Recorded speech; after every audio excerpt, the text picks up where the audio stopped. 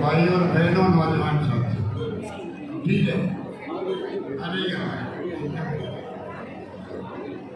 बहुत खुशी की बात है कि आज रामकृष्ण संप्रदाय दयापीठ दयाल जी ने जो सही थी जमाने के अंदर, तो आज हम सब यहाँ पर सौभाग्यशाली है कि यहाँ बैठे हुए हैं। आचार्य श्री हरदास जी महाराज साहब के चर्चा करने के बाद सौभाग्य मुझे मिला था जोधपुर में, और ये प्रवचन भी सुनने का सौभाग्य मिला। और उस वक्त से इच्छा थी एक बार मैं रेहन पीठ पे जाऊँ और दर्शन करूँ। तो वो सहयोग की बात थी कि उस वक्त आना हुआ नहीं, आज वो हमारे बीच नहीं रहे। उनके प्रति आदर भाव प्रकट करने के लिए मैं आज यहाँ पर हाजिर हूँ। महात्मा में हमेशा हमें इसलिए मार्ग दिखाया है। हम सब जानते हैं कि बचपन से ही रामकृष्ण संप्रदाय की जगह जगह पर आश्रम बने थे। जोधपुर में जहाँ मैं जन्मा हूँ, माँ मंदिर में, उनके पास में भी आश्रम। और बचपन में हम पढ़ते थे तब जाके प्रवचन सुनते थे, इसलिए लंबा रिश्ता है रामकृष्ण संप्रदाय से मेरा, उसका भी मेरे परिवार है। आप इतनी बड़ी तादाद में बैठे हो, महिलाएं माताएं बहनें बैठी हुई है, बाहर खूब भीड़ लगी हुई है। ये इस बात का प्रतीक है कि हरदास महाराज साहब के प्रति आपकी क्या भावना थी, और दयाल जी ने जिस प्रकार से स्थापना करी दयापीठ की, उसके प्रति हम सब की आस्था है, इसलिए हम सब यहाँ पर इकट्ठा हैं। मुझे पूरा विश्वास है कि जो रास्ता दिखाया था उस जमाने के अंदर जब पीठ की स्थापना हुई थी, उसी रास्ते में हम चलेंगे जिससे कि पूरे विश्व के अंदर, पूरे देश के अंदर, पूरे प्रदेश के अंदर, पूरे जिले के अंदर, सब जगह पर आपस में, सभी जातियों में, वर्गों में भाईचारा, प्रेम, स्नेह, लाड कोट सब रहे, आपस में झगड़े नहीं हो। ये हमारी रामकृष्ण संप्रदाय की भावना रही शुरू से ही। राम का नाम जपते थे तब भी वो चाहते थे कि हिंदू हो, चाहे मुस्लिम हो, सिख हो, ईसाई हो, सब मिलके चले। ये पीठ जो है एक संदेश देने वाली पीठ, और मैं समझता हूँ कि सबसे बड़ी आवश्यकता आज देश के अंदर यही है। कोई गांव, कोई परिवार में झगड़े होते हैं, वो परिवार ऊपर नहीं उठता। ये बात मैं सब जगह कहता हूँ। गांव में झगड़े होते हैं, गांव में विकास नहीं होता। ये बात लागू होती है जिले के लिए, प्रदेश के लिए, देश के लिए। आज माहौल जो बना हुआ देश के अंदर, आप सुनते होंगे, अखबार में पढ़ते होंगे, सुनते भी होंगे, टीवी के अंदर देखते होंगे क्या क्या हो रहा है। अभी राजस्थान में भी, करौली में, जोधपुर में दंगे हो गए, रामगंज में तनाव हो गया। ये अच्छी बात नहीं। हम तो अगर मिलके रहेंगे तब जाके राजस्थान और तेज गति से विकास करेंगे। आपके आशीर्वाद से मुझे अवसर मिला प्रथम सेवक के रूप में काम करने राजस्थान। आपके आशीर्वाद से मैं तीसरी बार मुख्यमंत्री बना हूँ, तीसरी बार आपके आशीर्वाद।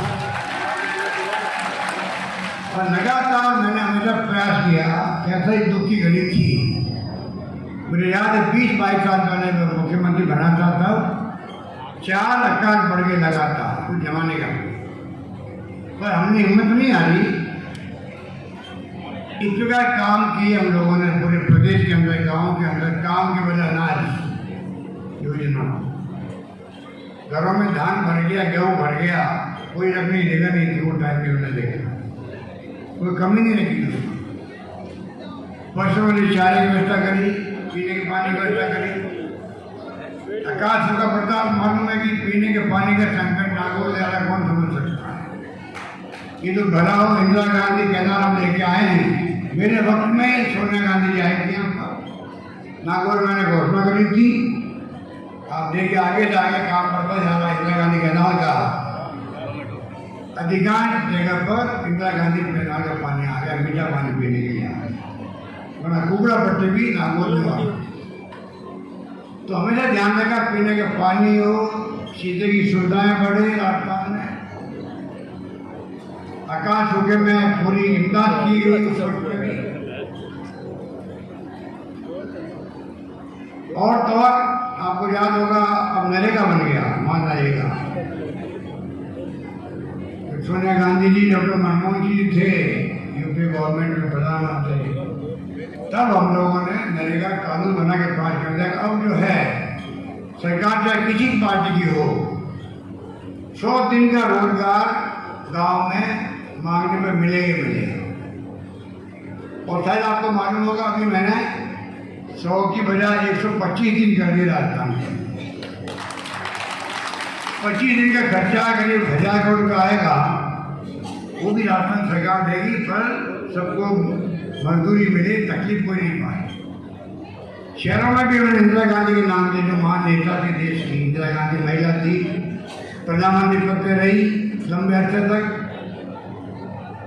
पाकिस्तान के 2 टुकड़े हो गए उस वक्त में, बांग्लादेश बन गया। गरीब लोगों की बात उन्होंने करी, किसानों पर विश्वास किया, हरित क्रांति करी। और आप देख रहे हो आज, पहले हम लोग गेहूँ बाहर से मंगाते थे अमेरिका से, मांगते थे उनसे, आज हम लोग निर्यात करेंगे स्थिति में। ये सब किसानों के हिम्मत का, हौसले का, मेहनत का करना। तो इस प्रकार से हमेशा वो निर्णय किए हैं सरकार ने, जो कांग्रेस की थी तब थी, कि किसान हो। अभी हमने बजट अलग पेश किया किसानों को, पहली बार देश के अंदर किसानों का बजट अलग पेश करने की परंपरा हमने घोषणा करी थी, और दुगना कर दिया उसका खर्चा किसानों के लिए। 1000 रुपये किसान सम्मान निधि में दे रहे हैं। आप करोड़ 5-6 किसानों को तो बिल नहीं आ रहे बिजली के कुओं पर। ये डोमेस्टिक हमने 50 यूनिट खत्म कर दी, 15 लाख घरों में बिजली का बिल नहीं आ रहा है, 0 आता है। अब बाकी बिल भी कम हो गए, क्योंकि उनकी यूनिट है हमने 3 रुपये प्रति यूनिट कम कर दिया, 3 रुपये। तो एक के बाद स्कीमें जो बन रही राजस्थान में, ये जन कल्याण की स्कीम है, गरीबों के लिए है, किसानों के लिए है, आम आदमी के लिए। अभी इस बार बात कर रहे थे आपको चिरंजीवी योजना के लिए। चिरंजीवी योजना 10 लाख का बीमा किसे कहते हैं, फ्री में 10 लाख का बीमा। अब मुझे एक आदमी मिला जयपुर के अंदर, कहता मेरे गांव का मेरा कोई भाई भतीजा आया था, कोई सीके बिरला का हॉस्पिटल है वहाँ पे जयपुर में, बड़ा हॉस्पिटल प्राइवेट है वो, जहाँ 1 लाख 1.5 लाख 2 लाख खर्चा होता है अगर हार्ट का ऑपरेशन करवा होता हो। कुछ जब ऑपरेशन करवाया वो कहना मेरे तो खाली टैक्सी का 170 रुपये भाड़ा लगा, फ्री में मेरा इलाज हो।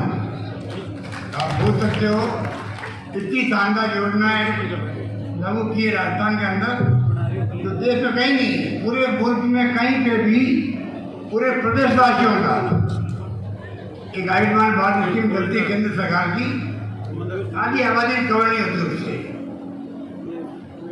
अपनी योजना देश में एकमात्र है जहाँ पर पूरे प्रदेशवासियों का बीमा हो गया है किसी का, और भूल चूक में वो कार्ड नहीं बनवा रहे और भर्ती होना पड़ जाए उसको अचानक ही, तब भी अधिकार दे दिया कलेक्टर को, वो उसको कार्ड ही बनवा दे, इलाज फ्री करवा दे। और तो और किडनी ट्रांसप्लांट, लीवर ट्रांसप्लांट में खर्चे 15-20 लाख में लगते हैं।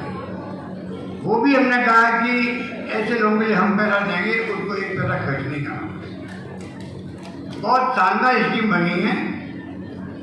एक्सीडेंट का बीमा भी साथ में कर दिया, उनके भगवान करे एक्सीडेंट नहीं हो गया कोई तो 5 लाख का बीमा उसमें भी सत्य हो गए। तो इस प्रकार से हमने एक एक चीज का, जो पशुपालक है उनको 5 रुपये प्रति लीटर दूध का सरकार बोनस दे रही है जो देश में कहीं पे भी नहीं है।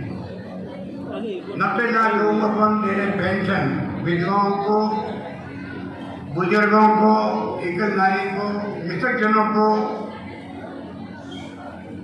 तो जन कल्याण की योजनाएं ऐसे पावन स्तर पर बैठ के जब बात करते हैं तो मन में गर्व होता है कि एक के बाद एक योजना लागू हुई।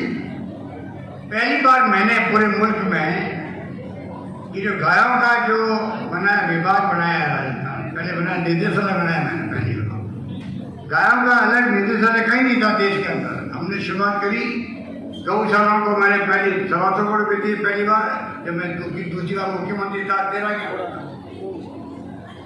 और अब आप देखिए 6 महीने के 9 महीना भी किया हमने, करीब 1100 करोड़ रुपये खर्च होंगे, 1100 करोड़ रुपये खर्च होंगे गौशालाओं को अनुदान देने के अंदर, जो अभी हमने निर्णय किया है।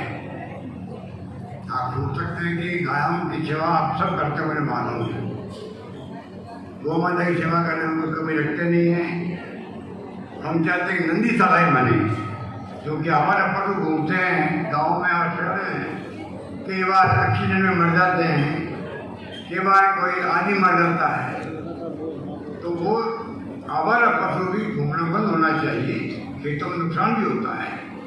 इसलिए हमने कहा नंदीशाला जगह जगह खोलना चाहते हैं। पंचायत समिति स्तर पर खुलेगी तो 1,56,00,000 रुपये सरकार देगी वहाँ नंदीशाला बनाने के लिए, और पंचायत में खोलेंगे तो 1 करोड़ रुपये देंगे हम। तो कुछ लोग आगे आना पड़ेगा, सब काम सरकार नहीं कर सकती।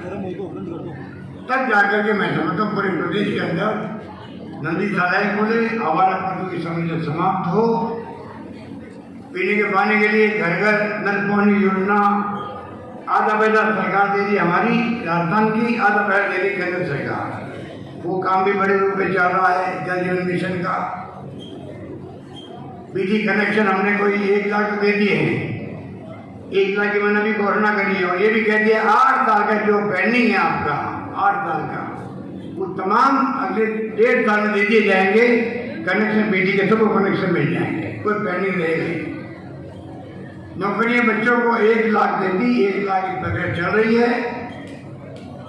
और 1 लाख जो है इस बार मैंने घोषणा और करी है देने के लिए, तो कोई कमी रख नहीं रहे हम लोग। रोजगार आप जानते हो बड़ी समस्या देश के अंदर, कोरोना के बाद में और तकलीफ ज़्यादा हो गई। मुझे गर्व इस बात का है कि राजस्थान वासियों ने, धर्म गुरुओं ने भी, संस्थाओं ने भी, राजनीतिक कार्यकर्ताओं ने भी, आप सब ने, प्रदेशवासियों ने कोरोना काल में जब सबको चिंता थी, पता नहीं किसको कोरोना हो जाए, कौन व्यक्ति जान चली जाए, उस वक्त मैंने कहा था कोई भूखा नहीं सोना चाहिए। लॉकडाउन लगा हुआ था, सब लोग घरों बंद थे, जितनी सेवा आपने करी, किसी को भूखा नहीं सोने दिया, सब गरीबों की सेवा आपने करी। और मुझे खुशी है कि कोई कमी रखी नहीं किसी ने। इलाज में हमने फ्री इलाज किया सबका, पूरा इलाज फ्री, दवाएं फ्री। हिंदुस्तान में बहुत कम जगह पर ऐसी व्यवस्था थी जो हमने करी थी। इस प्रकार से राजस्थान सरकार गरीबों को, जिसे कहते हैं गरीब को गणेश मान के काम करना, उसी रूप में एक के बाद एक स्कीम ला रहे हैं। इंदिरा रसोई चल रही है शहरों के अंदर भी, जो गरीब आदमी 8 रुपये में वो खाना भोजन कर सकता है। अब गाँव में भी शुरू करने का हम लोग विचार कर रहे हैं कि गाँव में भी संभव होगा, कस्बों के अंदर वहाँ ऐसी योजना शुरू हो सके तो वो भी करें। महिलाओं को जो है, हमारी बहनें माता बैठे हैं, 1,33,00,000 परिवार है राजस्थान के अंदर, इन सबका बीमा कर दिया गया है चिरंजीवी योजना में इलाज के लिए। तो इलाज बहुत महंगा पड़ता है, कर्ज लेना पड़ता है, सबको गहने बेचने पड़ते हैं माँ बाप को बचाने के लिए। माँ बाप बूढ़े भी हैं तो अपने इतने अच्छे संस्कार है, माँ बाप की सेवा करते हैं अंतिम समय, चाहे 50,000 खर्च हो, 1 लाख रुपये खर्च हो, तब भी हम उनकी सेवा करते हैं। मालूम है कि ये जिंदा नहीं बचेगा, डॉक्टर भी कहता है, तब भी अपन कमी नहीं रखते। ऐसे संस्कार हमें दिए गए हैं, तो हमने भी ऐसे लोगों के ध्यान रखा है किस प्रकार से उनका इलाज फ्री हो सके। और 1,33,00,000 महिलाओं के नाम का कार्ड बना है। कार्ड जो बना है मुखिया रखा, महिला को रखा, घर की महिला को। अब उन महिलाओं को 1,33,00,000 मोबाइल फोन दे रहे हैं। मोबाइल फोन आप सबको दे रहे हैं। महिलाओं को चाहिए सारी जोड़ता भेजा है। महिलाओं को सारी जोड़ता भेजना चाहिए। 3 साल का उसमें इंटरनेट फ्री होगा। इंटरनेट खूब आप कसरत कर सकते हो, बात कर सकते हो, सुख सुख को शेयर कर सकते हो। सरकार में कोई शिकायत दर्ज करवा सकते हो। पानी की, बिजली की, शिक्षा की, स्वास्थ्य की, कोई भी शिकायत दर्ज करवा सकते हो। बनने में टाइम लग रहा है। चक्कर ये हो रहा है कि अब तो जाते हैं 2 महीने में दे दें, तो कंपनी वाले कहते हैं हमारे अभी टेक्निकल प्रॉब्लम है तो 1 साल बना नहीं पाएंगे। 1,33,00,000 टेलीफोन एक साथ खरीद करके 7,500 करोड़ रुपये लगेंगे उसके। 7,500 करोड़ लगेंगे उसके पैसा। सब महिलाओं को सशक्त करने के लिए, महिला सशक्तिकरण हो राजस्थान में, उसके अंतर्गत ये बड़ा प्रोग्राम भी आपने लिया गया। इस प्रकार मैं कहना चाहूँगा कि सरकार कोई कमी रखने रही है। और मेरा आपसे ये निवेदन है, बच्चों को, पढ़ते बच्चे हैं, स्कूटी देने 80,000 की स्कूटी होती है, वो 80,000 की स्कूटी होती है। और पहले 10,000 की, मैंने 20,000 कर दी। 20,000 स्कूटियाँ बच्चों को मिल रही है। पढ़ने वाले बच्चों को उनको अलग मिल रही है। जो कर्मचारी है उनके ओल्ड एज पेंशन का मामला बहुत बड़ा मामला है। हिंदुस्तान में एकमात्र राजस्थान सरकार है जिसने सब कर्मचारियों के लिए पुरानी पेंशन योजना जो अच्छी है उसको लागू कर दिया। इस प्रकार से मैं समझता हूँ कि कोई कमी नहीं रख रहे हैं। सरकार बनते हुए कर्ज माफी की, कॉर्पोरेटिव बैंक के कर्ज माफ किए, भूमि विकास बैंक के कर्ज माफ किए, 22 लाख किसानों को फायदा होता है। हालांकि हमारे विपक्ष के लोग कहते हैं कि साहब आपने माफ किया ही नहीं, क्योंकि राष्ट्रीयकृत बैंक हैं वो केंद्र की सरकार की है। मैं मोदी जी को बार बार लिख रहा हूँ, आप उनको निर्देश दें। अगर बड़े बड़े अरबपति जो है देश के, किसी के 1,000 किसी के 5,000 करोड़ अगर माफ हो सकते हैं, जो गरीब किसान हैं, सेटलमेंट कर लो। और सेटलमेंट पैसा जो आएगा किसान के खाते में, वो पैसा राजस्थान सरकार दे देगी, किसान में बाहर नहीं पड़ेगा। ये हमने बात कहा। हमारी तरफ से कोई कमी नहीं रखी है। सब काम जो वादे किए थे पूरे किए। और तो लड़कियों की कॉलेज खोलने में राजस्थान अमल हो गया देश के अंदर। अभी हमने 211 कॉलेज खोली है राजस्थान में 3 साल में। जहाँ मांगी कॉलेज हमने दे दी है। आपके मेरे ख्याल बेटा में कॉलेज खोली हो याद है हमारे। और जहाँ 500 लड़के हैं पढ़ने वाले स्कूल में, उस गांव में कस्बे में भी स्कूल को कॉलेज बना दिया गया है। ये इतना बड़ा निर्णय हमने किया। तो लड़कियों को दूर नहीं जाना पड़े पढ़ने के लिए। माँ बाप भेजते भी नहीं कई बार, पढ़े छुड़ा देते हैं। हमने वो व्यवस्था नहीं करी। इस रूप में मैं समझता हूँ कि सरकार कोई कमी रख नहीं रही है। मैं उम्मीद करता हूँ आज जो है, आज जो हम इकट्ठे हुए हैं उसके अपने मायने हैं। हरिनाथ शास्त्री जी का बहुत बड़ा नाम था। उनके प्रवचन सुनने के लिए हजारों लोग आते थे, महिलाएं भी आती थी, पुरुष भी आते थे। और मैं देखता था कि हमारी मीटिंग में नुकसान पड़ता है। और हरिनाथ महाराज मीटिंग करते थे तो बिना बुलाई महिलाएं खुद आगे बैठ जाती थी मीटिंग में। उनका प्रताप था उनका। वो आज हमारे पीछे से 1.5 लोग हो गए। तो मुझे खुशी है कि बद्रीराम ठाकुर ने मुझे कहा कि आपको आना पड़ेगा, क्योंकि ये मेरा बहुत भगत है ये। और इसलिए इन्होंने कहा आना पड़ेगा। तो मैंने कहा मेरी मन में भाव जो थी पहले सालों से कि रेड पीट के मुझे जाना एक बात है, वो मैं जा नहीं पाया उस वक्त में। उसका मुझे दुख था, दिमाग के अंदर भार था। आज भार वो उतर गया है, एक बात की मुझे खुशी है। और मैं समझता हूँ कि अब जो महाराज सत्यनारायण महाराज साहब हैं, अब इनके ऊपर बहुत बड़ी जिम्मेदारी है। किस प्रकार से रेड पीट का जो सम्मान है समाज के अंदर, देश में प्रदेश में वो आगे बढ़ाएंगे। हम सबका सहयोग इनके साथ रहेगा। जो भी ये कभी सुझाव देंगे हमें ज्ञानपीठ के लिए, हम कभी इनको मना नहीं करेंगे, ये सब काम करेंगे। इस प्रकार से मैं आपको इस मौके पर कह सकता हूँ। और मुझे आज आने का अवसर मिला, मुझे इसकी बहुत ही प्रसन्नता में शब्दों में व्यक्त नहीं कर सकता। यही कहता हुआ मैं आप सबको फिर निवेदन करना चाहूँगा, यहाँ से संकल्प ये पवन धाम है, यहाँ से संकल्प मंत्री हमें कोई भड़काएगा नहीं। भड़काने वाले लोग बहुत हैं। तो मोदी जी कहते हैं कि आप अपील करो देश को, ये तो कोई बुरा नहीं है। अगर विपक्ष में हम लोग हैं, हम उनके देश के प्रधानमंत्री को रिक्वेस्ट करें, कोई देश में जगह जगह पर जो तनाव हो गया है, दंगे होते हैं, ये सब खत्म होना चाहिए। आपका धर्म है, फर्ज है मुख्यमंत्री का, प्रधानमंत्री का, कि आप अपील करें जनता जो है, जनता में शांति, श्रद्धा, प्रेम, मोहब्बत रहनी चाहिए। ये तो बुरा क्या है? ये तो बुरा नहीं है। कोई नहीं कहेगा कि सत्य के मार्ग पे चलो, अहिंसा के मार्ग पे चलो। दरियाव जी थे महाराज साहब, वो भी कहते थे हर धर्म ये सिखाता है कि हमें सही रास्ते पे चलना चाहिए, सत्य के मार्ग पे चलना चाहिए, अहिंसा के मार्ग पे चलना चाहिए, प्रेम, भाईचारा, मोहब्बत होनी चाहिए। ये कौन मना करेगा?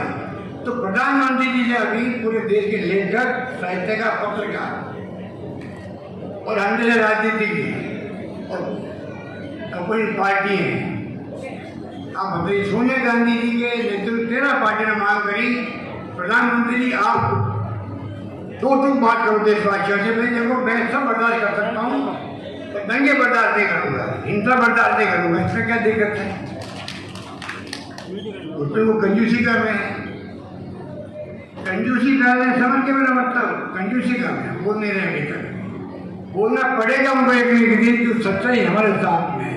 सच्चाई इसमें है, आप अपील करो प्रधानमंत्री के रूप में, देश में शांति, भाईचारा रहे, हम भाई भाई की तरह, क्या दिक्कत है? और ये हिंदू मुसलमान का जो ध्रुवीकरण हो रहा है, हिंदू को अच्छा लग रहा है, मजा आ गया। देखिए, पहले राम मंदिर की बात हुई थी, अब वो नया आगे ज्ञानपीठ क्या हो वाराणसी के अंदर। ये बातें अच्छी नहीं है लॉन्ग टर्म के अंदर। हमें अगली पीढ़ी का भविष्य सुधारना है। वर्तमान पीढ़ी जो है वो सही रास्ता दिखाएगी, तो हमारे औलाद होगी, बच्चे होंगे, बेटे होंगे, पोते होंगे, उनका फ्यूचर अच्छा रहेगा देश के अंदर। ये भावना हमारी होनी चाहिए। अच्छा लगना बहुत कोई अच्छी बात है इस प्रकार से। अगर झगड़े होंगे, दंगे होंगे, खून खराबा होगा, ये कोई भी देश के लिए अच्छा नहीं है। इसलिए मुझे चिंता होती है कई बार, वो क्या रहा देश का, इस प्रकार के तनाव क्यों है? हम पूरी जिंदगी कोई 1000 साल की होती नहीं है। 1000 साल से जिंदगी से रहना है, रह सकते हैं, तो फिर भी झगड़े हो सकते हैं। झगड़े क्यों करें? हर धर्म सिखाता है। और मुझे बताया गया, पता नहीं मैं क्या कह सकता हूँ आपको, कि दरियाव जी महाराज ने कहा था राम में जो है रा, वो तो मतलब है राम का, सही बात है। और म है राम का म, उसका मतलब मोहम्मद है। ऐसी हिंदू मुस्लिम एकता के प्रतीक दरियाव जी महाराज थे। और वो महाराज कुछ कह रहे हैं, जिनकी पीठ बनी हुई यही है, तो हमसे इस पीठ रहने पीठ से ज़्यादा कौन समझ सकता राम का मतलब? हम राम भगत नहीं है क्या? हम हिंदू नहीं है क्या? हमें गर्व नहीं है हम हिंदू है। महात्मा गांधी ने कहा था, मुझे गर्व है कि मैं हिंदू हूँ, पर दूसरे धर्म जो है, मुस्लिम हो, सिख हो, ईसाई हो, पारसी, जैन हो, उसका सम्मान करना मेरा धर्म बनता है। इसमें क्या गलत बात है? हम सब हिंदू हैं, हमें गर्व इस बात का हम हिंदू है।